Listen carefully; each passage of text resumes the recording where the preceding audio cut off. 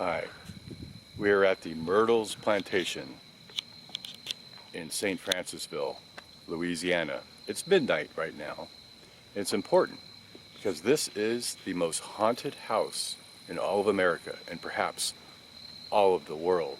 At least 10 people were murdered in this home, and we know of 12 ghosts that roam the halls.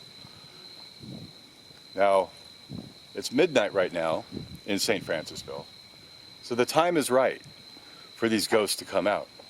And as we wait for them, I'll tell you the story of the plantation and how these ghosts came to be.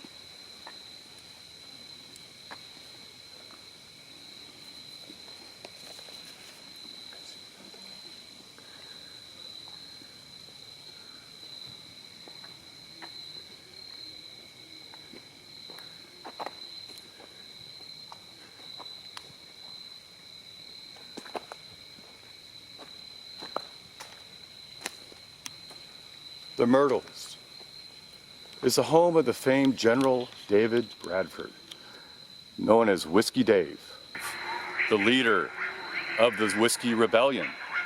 And in 1796, he fled from George Washington's army, and he headed out here to St. Francisville. And he purchased 680 acres for $1.25 each from the Spanish. But the Spanish didn't tell him it was also an ancient Indian sacred burial ground. And that's where our haunts begin. So let's enter the Myrtles Plantation, and I'll tell you the story. I will tell you the story of our ghosts. So Mr. Bradford, he purchased this house in 1796, and he eventually died. And his wife gave the property to his son-in-law, the Judge Woodruff, his wife, Sarah Matilda, and their 3 daughters. Now the judge, he ruled this plantation with an iron fist. But one thing, he also had an affair with a slave girl named Chloe. And Chloe was a house slave, and she used her inside information to spy on Mr. Woodruff. And she would report back to the slaves who's being sold and what's going on in the plantation. Well, the judge, he found out about this, you see, and he cut off her ear.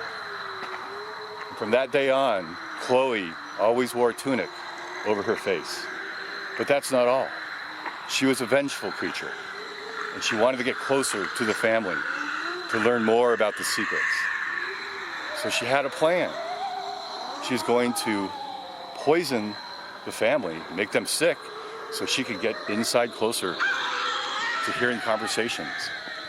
So she boiled some oleander, and the oleander, when you boil it, it emits a poison, somewhat like arsenic. She baked a cake for the children's birthday party. So Mr. Judge Woodruff, he went to bed early that night, and Sarah and the 3 children stayed up to eat the cake. Well, only 2 of the children ate the cake, and Sarah as well, and they died that night. Now, Chloe confessed to her crimes, and a mob arrived in the village, and they grabbed her, and they hung her up to die right out here. Death by hanging. They took her body, they threw it in the Mississippi. Well, our story continues. And in 1834, the house was sold to Mr. Ruffin.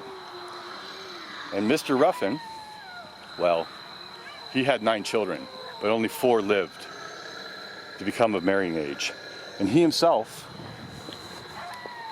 in 1854, he came down with consumption. Consumption.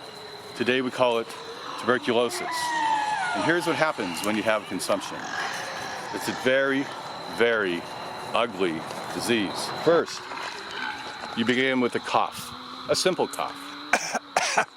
And later, you start coughing up blood. Your lungs become infected and deteriorated. You start to cough more for several weeks.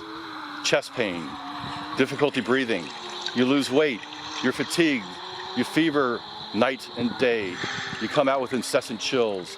Your kidneys, your spine, and your brain begin to fail. There's blood in your urine. You do not die quickly nor comfortably. It's a deadly disease, 100% fatal. So this is the fate of Ruffin Sterling. But our story continues. You see, Mr. Sterling had 9 children. 5 of them died before becoming of marriage age. But one lived. Her name was Sarah. And she married Mr. Winters. Now, Mr. Winters and Sarah, they then inherited this home in 1865. But in 1871, Mr. Winters was shot. He was shot on his porch. And he crawled up the stairs and made it to the 17th step, where he died. And even today, there's a ghost that roams the house, and he never makes it up to the 17th step. And there's blood stains in the wood below the stairs. And they try to clean it, but the blood always comes back. Now, Mr. Winters also had a daughter. She died of typhoid when she was 3. But when she was dying, they conjured up the voodoo doctors of the town to help cure her. But she died anyway. Today, we call her Ghost Girl. She shows up in photographs, just randomly. We call her Voodoo Girl as well. And if you stay in her room, you will see her. And people have gone to her room to be cured by voodoo doctors of their illnesses. So, that's pretty much the story of our ghosts of Myrtles Plantation. Hope you're not too scared, because we're going to wander around the grounds and see what we can find.